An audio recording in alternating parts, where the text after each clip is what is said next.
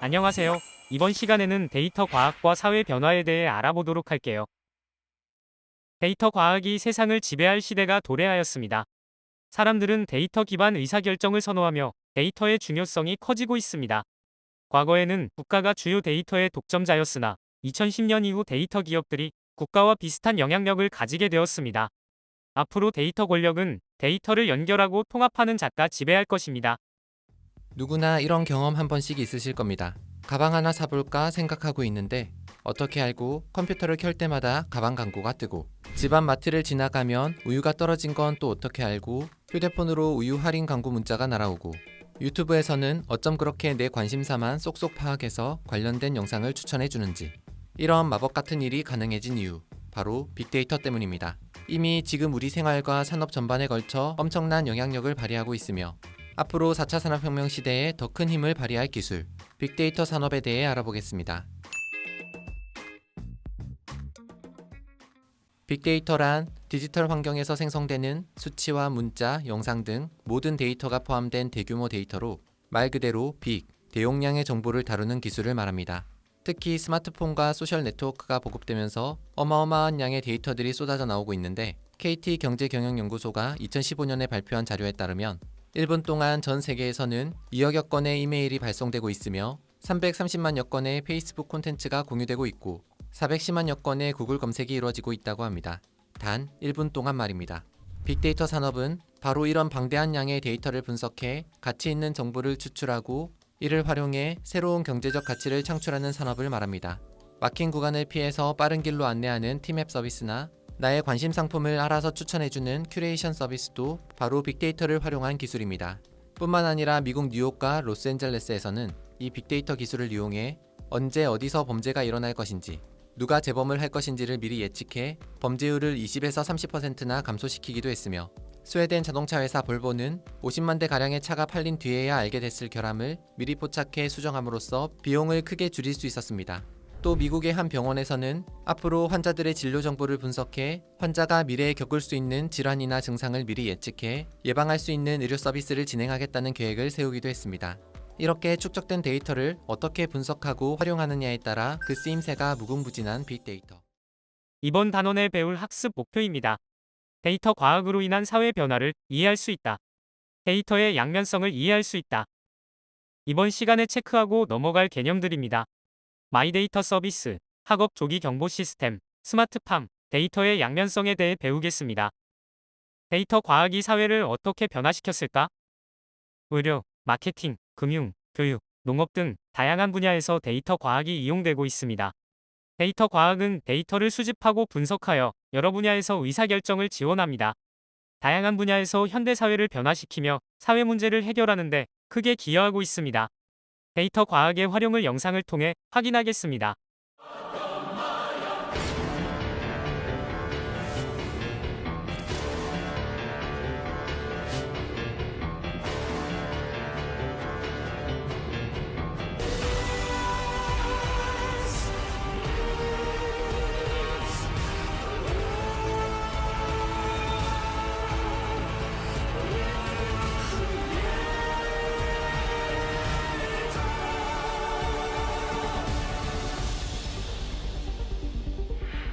첫 번째 얘기는 어떤 거냐면 우리 행위 중에서 어떤 행동이 가장 일상적인지에 대한 부분이에요.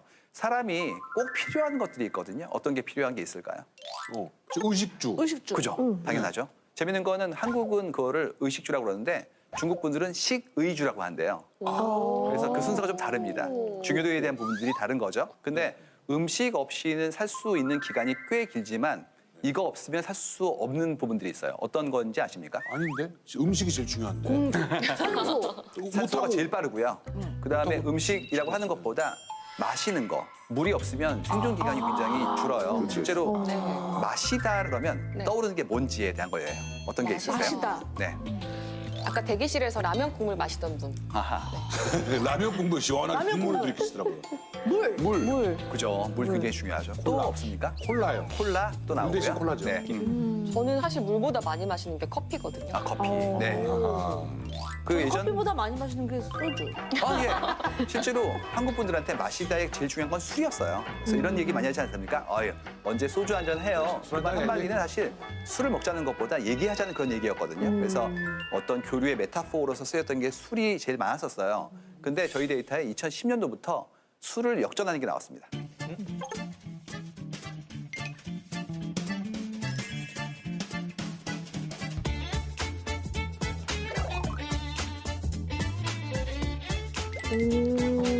말씀하셨던 커피예요. 커피. 그래서 커피다 마시다의 대명사처럼 나오기 시작했거든요. 지금 우리한테 아메리카노는 굉장히 중요한 하나의 소통의 메타포나 일상적인 나의 습관 같은 걸로 올라간 겁니다. 신기하다. 사실 저는 커피 옛날부터 이렇게 카페에서 커피 먹는 거는 잘 안 맞더라고요. 돈 아깝고. 네. 차라리 소주 먹는 게 낫죠. 그러니까 저희 데이터에 따르면 2010년도 이전의 정서를 가지고 계신 거죠. 2010년도 많이 봐주신 거예요. 1990년도 정도 데이터를 갖고 계신 분이 집에 앉아가지고 뭐 밖에 먹으면서 커피를 왜 먹지? 아파 커피는 죽겠는데. 분위기로 마시는 거거든요. 그래서 여기 뭔가 노출 콘크리트가 새로 생긴 거, 뭐 그림을 보면서 마시는 거, 그런 데 가서 새로운 에너지도 받고 그 분위기가 너무 좋아서. 맞아요. 공간에 취해서 그래요. 마시는 거. 맞아요. 그리고 인스타그램 같은 곳에 인증하기가 너무 예쁜 각이 나오지 않습니까? 그러다 보니까 그거 이제 그런 장소가 떠오르는 거예요. 보시면 그래서 명동이 지고 있고요. 쇼핑 쪽 동네보다 카페 쪽 동네로 힙스터들이 몰리는 것이 바뀌기 시작했어요. 맞네. 성수동에 올라가고 있습니다. 이 변화가 전부 다 커피에 있어서의 상승과 괴를 같이 하고 있는 거죠. 그러네. 거기에 따른 그야말로 뭐 권리금이라든지 월세라든지 이런 부동산까지 움직이게 돼 있어요. 이게 다 빅데이터로 분석이 된 건가요? 네, 맞습니다. 그래서 이렇게 커피가 굉장히 중요한 하나의 소통의 도구이자 휴식의 일종의 상징처럼 쓰이기 시작한 지가 얼마 안 됐는데 그러다 보니까 이게 점점 더 퍼져나가는 게 보여요. 이게 핸드밀이라고 그러죠. 그라인드로 갈아가지고 필터로 내리는 커피 머신을 가지고 있다. 오, 그렇게까지. 훨씬 많은 네, 분인데. 있고요. 네. 두 번째는 캡슐로 되어 있는 거. 버튼 누르면 나오는 걸 가지고 있으시다. 세 분, 몇 네 개씩 분. 있는 거야? 그다음에 다시 또 세 번째는 어떤 거냐면 에스프레소 머신이라고 그러잖아요. 전자동으로 되어 있는 버튼 누르면 나오는 이만한 기계 있으시다. 손 들어보십시오. 뭐 하시는 네. 거세요? 커피 장사하세요? 아니, 바리스타세요? 보통 근데 30대 여성들은 아마 집에 한두 대씩은 대부분 많이 갖고 있을 텐데. 네네. 제가 최근에 그뭐 강연이나 다른 곳에서 여쭤보면요. 셋 다 가지고 계신 분이 굉장히 많아졌어요. 그래가지고 한국의 분들이 커피를 사랑하고 집안에서 마시는 환경을 만들기 시작했거든요. 이거를 이제 홈 카페라고 불러요. 이제는 홈 안에 카페가 들어오기 시작한 거예요.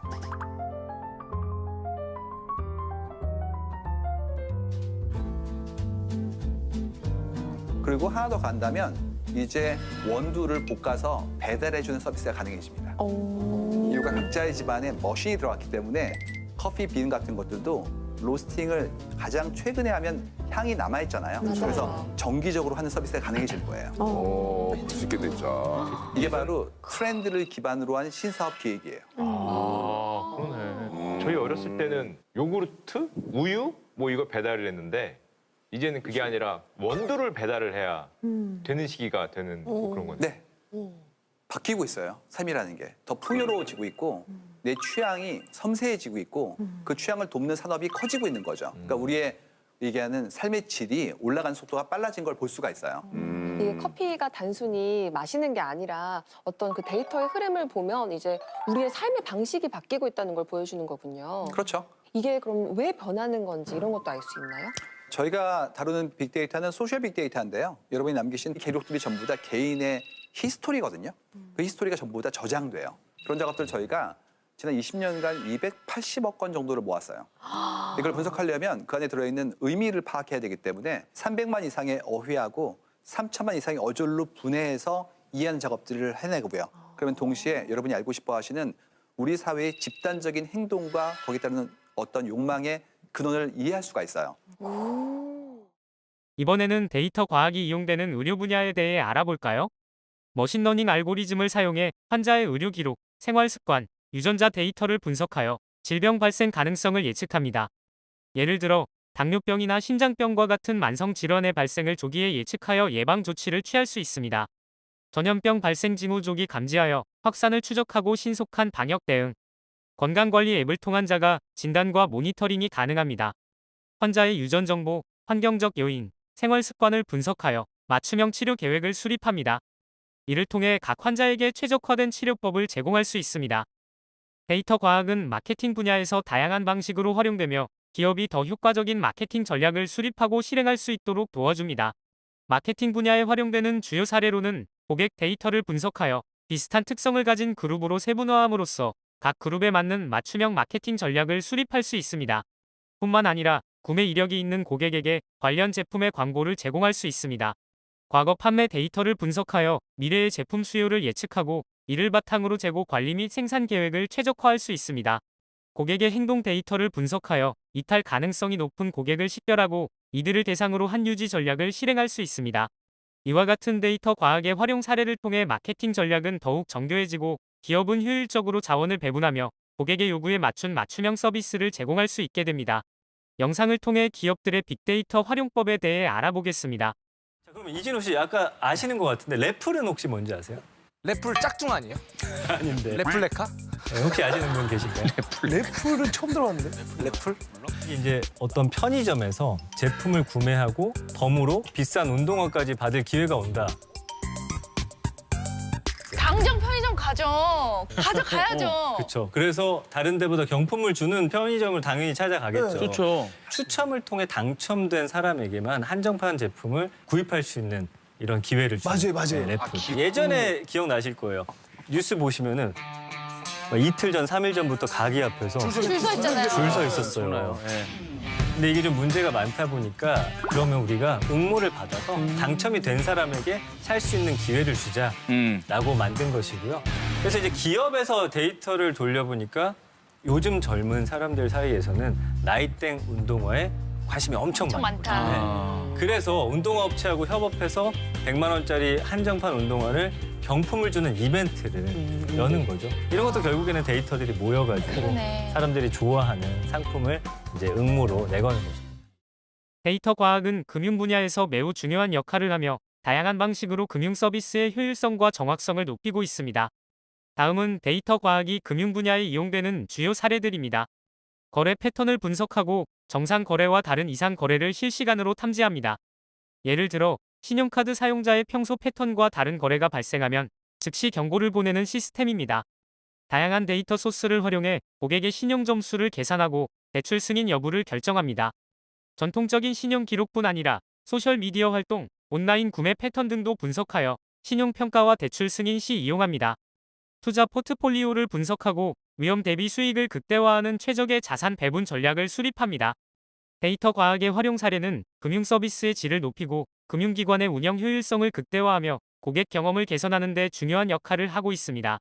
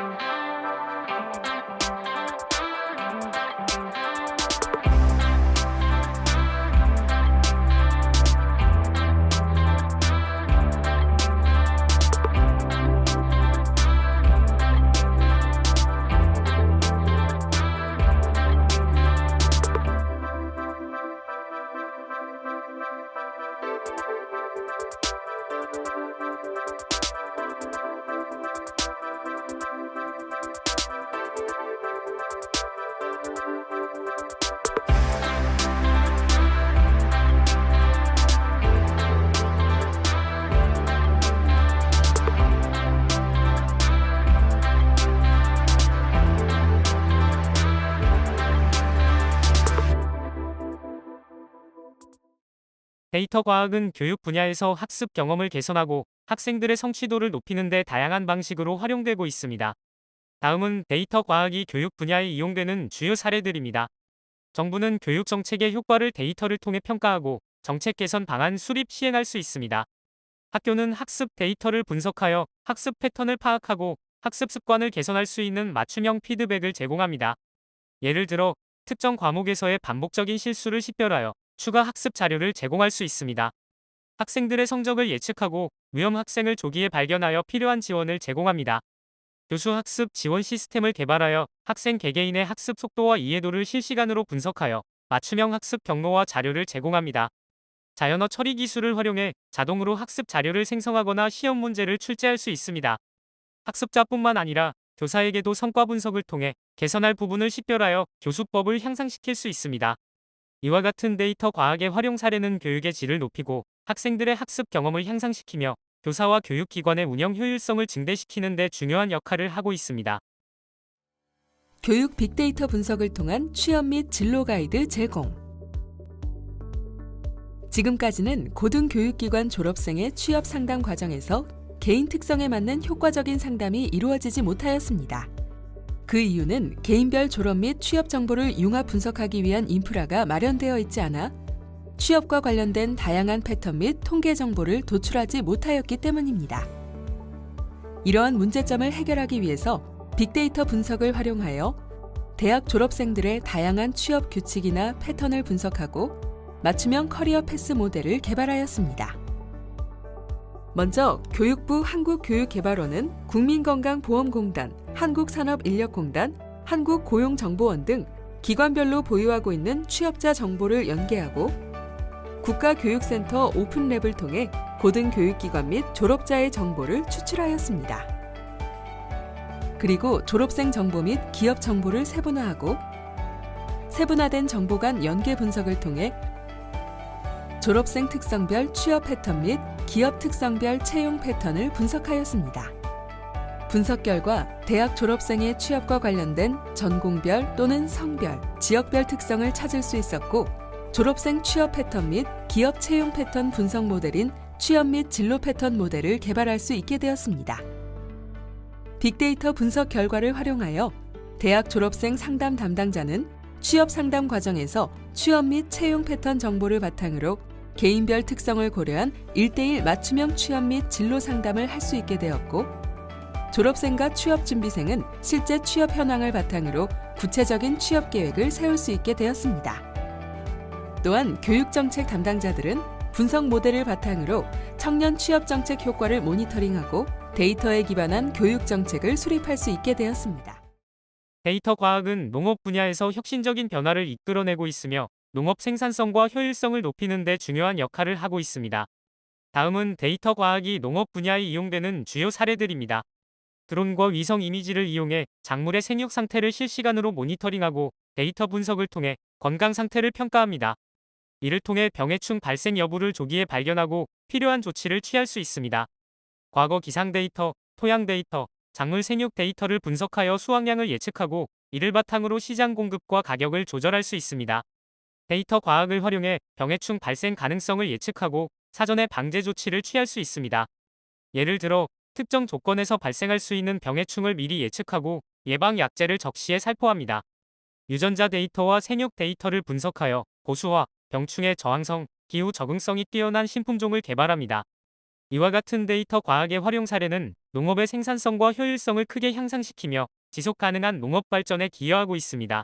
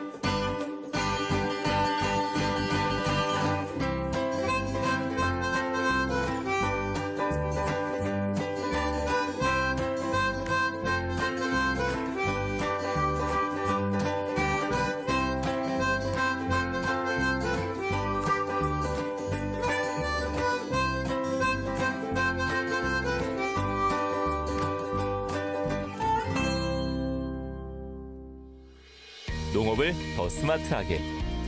거대한 4차 산업혁명의 거센 물결은 전 세계 농업 현장에서 예외 없이 흐르고 있습니다. 인공지능과 사물인터넷, 정보통신 기술이 적용되면서 농업의 형태가 변화하고 있습니다. 스마트팜이 만들고 있는 혁신은 농업인에게는 여유로운 시간과 생산량 증대를, 일반 소비자에게는 저렴한 가격에 보다 안전하고 질 좋은 농산물을, 정부와 기업에게는 새로운 성장 동력을 제공합니다. 국내 스마트팜 산업은 2016년부터 정부의 본격적인 투자가 시작돼 현재 원격 모니터링과 원격 제어가 가능한 1세대 스마트팜의 상용화 단계에 도달했습니다. 그러나 그동안 대규모 시설 구축에 투자가 집중돼 농산업 전체가 탈바꿈하기에는 아직 한계가 있습니다. 완전 자동화가 되려면 동마다 센서가 다 들어가야 되기 때문에 돈이 측정이 안 되더라고. 대충 해도 수천만 원 이상 들어간다고 계산이 나오더라고요. 실제적으로 빅데이터를 활용한 하우스 환경에 대한 데이터를 가지고 하회청 예찰까지 해야 되는데 여기에 실질적으로 농가에서 도움이 되는 부분이라고 하면 CO2의 그 센서라든가 또는 요 베드의 EC pH를 측정할 수 있는 센서가 같이 이렇게 적용이 되면 좀 더 효율적인 스마트팜을 운영할 수 있지 않을까. 2시간 뭐 3시간 전에 될 수 있는데 그런 데이터를 가지고는 우리가 실질적으로 농가에 적용할 수 있는 부분이 한정이 돼 있으니까 뭐 실시간을 볼 수 있는 데이터라든지 그걸 이제 볼 수 있는 어플 같은 걸 개발하는 게 좀 시급하지 싶습니다. 이 컨설팅이라는 게 어느 한 포인트에 한 번 딱 와가지고 작물을 보고 판단한다는 게 쉽지 않다고 생각을 해요. 그게 또 맞는 컨설팅인지도 모르겠어요. 컨설팅이라고 한다면 주기적으로 쭉 와가지고 제 농장의 작물 상태라든지 환경을 전체적으로 판단을 해가지고 내려줘야 되는데 그게 아니고 한 번 와가지고 이야기해 주는 게 그건 맞지 않다고 생각이 들거든요. 단기 체감형 스마트팜 서비스는 보급형 스마트팜 장비로 쉽게 구매할 수 있어야 합니다. 영세 농업인의 비중이 절대적으로 높은 한국 농업의 현실에는 저렴한 비용으로도 구축이 가능한 스마트팜 장비가 필요합니다. 단기 체감형 스마트팜 서비스는 환경 데이터를 활용한 병해충 예찰 서비스가 가능해야 합니다. 온도, 습도 등의 환경 정보를 빅데이터 분석을 통하여 농민들이 병해충 발생 정보를 사전에 제공받고 최적의 방제 솔루션을 이용할 수 있어야 합니다. 단기 체감형 스마트팜 서비스는 장비와 서비스가 사용하기 쉽고 간편해야 합니다. 설치와 활용이 간편한 장비를 통해 농장의 다양한 환경 정보를 수집하고 빅데이터를 분석해 그 시기와 환경에 알맞은 최적의 영농 의사결정을 추천하는 기능이 요구되고 있습니다. 초고령화 사회에 접어든 우리 농촌에 적합하게 모든 서비스를 모바일 기반으로 설계해 고령의 농업인도 스마트팜 서비스를 쉽고 간편하게 사용할 수 있어야 합니다. 한국형 스마트팜은 데이터 농업 활성화를 위한 농업의 새로운 성장 동력을 만듭니다. 빅데이터 수집으로 농업 분야의 신성장 산업을 준비할 수 있고 빅데이터 분석을 통해 다양한 농업 서비스를 제공할 수 있으며 빅데이터 활용으로 다양한 분야와 접목한 농업 비즈니스를 창출할 수 있습니다. 전국 각 지역에서 활동하는 파만농의 현장 전문가들이 활용 가치가 높은 데이터를 수집 및 분석해 농업 빅데이터 축적에 앞장섭니다. 농지 면적과 농업 인구 감소, 급변하는 환경 속에서 한국 농업은 절실한 변화가 요구되고 있습니다.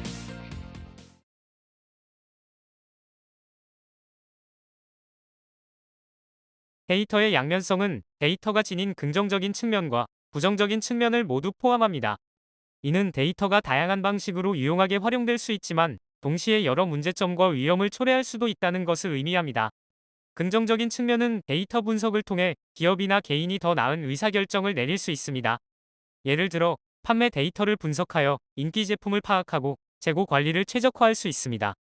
뿐만 아니라 범죄 예방, 자연재해를 예측할 수 있습니다. 데이터를 활용하여 다양한 프로세스를 자동화하고 최적화할 수 있습니다. 예를 들어 생산 라인의 효율성을 높이기 위해 데이터를 분석하여 병목 현상을 해결할 수 있습니다. 데이터 분석을 통해 개별 소비자의 선호도와 행동을 이해하고 맞춤형 추천을 제공할 수 있습니다. 예를 들어 넷플릭스는 시청 기록을 분석하여 사용자에게 맞춤형 콘텐츠를 추천합니다. 부정적인 측면은 데이터를 잘못 관리하거나 보호하지 못할 경우 개인정보가 유출될 위험이 있습니다. 이는 개인의 사생활 침해로 이어질 수 있습니다. 데이터는 사이버 공격의 주요 표적이 될 수 있습니다. 데이터베이스 해킹이나 랜섬웨어 공격으로 중요한 데이터가 유출되거나 손상될 위험이 있습니다. 데이터가 손상되거나 조작될 경우 잘못된 정보로 인해 잘못된 의사결정이 이루어질 수 있습니다. 데이터 자체에 편향이 존재하면 분석 결과도 편향될 수 있습니다.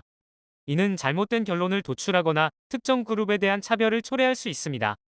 부정확하거나 불완전한 데이터는 잘못된 분석 결과를 초래할 수 있습니다. 데이터 품질을 유지하고 개선하는 것이 중요합니다. 데이터의 양면성은 그 활용에 따라 긍정적 결과와 부정적 결과를 모두 초래할 수 있다는 점을 강조합니다. 따라서 데이터를 다룰 때는 이러한 양면성을 고려하여 책임감 있게 관리하고 활용하는 것이 중요합니다. 데이터의 피해 방지하기 위해 여러 가지 대책을 마련할 수 있습니다. 이러한 대책은 데이터 관리와 보안, 윤리적 고려를 포함하여 다양한 측면에서 접근할 수 있습니다. 필요한 최소한의 데이터만 수집하고 저장함으로써 프라이버시 침해 위험을 줄입니다. 개인 식별 정보를 제거하거나 대체하여 데이터가 유출되더라도 개인을 식별할 수 없도록 익명화 및 가명화합니다. 데이터 전송 및 저장 시 암호화를 사용하여 무단 접근을 방지합니다. 데이터에 대한 접근 권한을 제한하고 필요한 사람들만 데이터에 접근할 수 있도록 합니다. 대중들의 인식 교육을 실시하여 윤리적 사용을 권장합니다. 이러한 대책들을 통해 데이터의 부정적인 면을 최소화하고 데이터를 안전하고 책임감 있게 사용할 수 있습니다. 구글을 비롯한 모든 빅데이터는 만능일까요? 다 좋기만 한 걸까요? 빅데이터에도 어두운 면이 있습니다. 여러분들이 들고 다니는 핸드폰은 너무나 좋은 감시 도구입니다. 생각을 해보세요. 여러분과 떨어져 있는 적이 없잖아요. 통계를 내보면요. 여러분들의 앱 중에서 2%는 전체 웹서핑 기록을 들여다보고 있고요. 14% 앱은 카메라를 액세스를 요구하고요. 전체 앱 중에 한 절반 정도가 GPS를 요구합니다. 뭐 GPS 필요한 거 아니야 하실 수 있지만 필요 없는데도 요구한다는 게 문제인 거죠. 중국의 케이스인데 아시다시피 중국에서는 청소부가 청소 안 하고 가만히 앉아 있으면 20분 있다가 청소하세요라고 문자가 온답니다.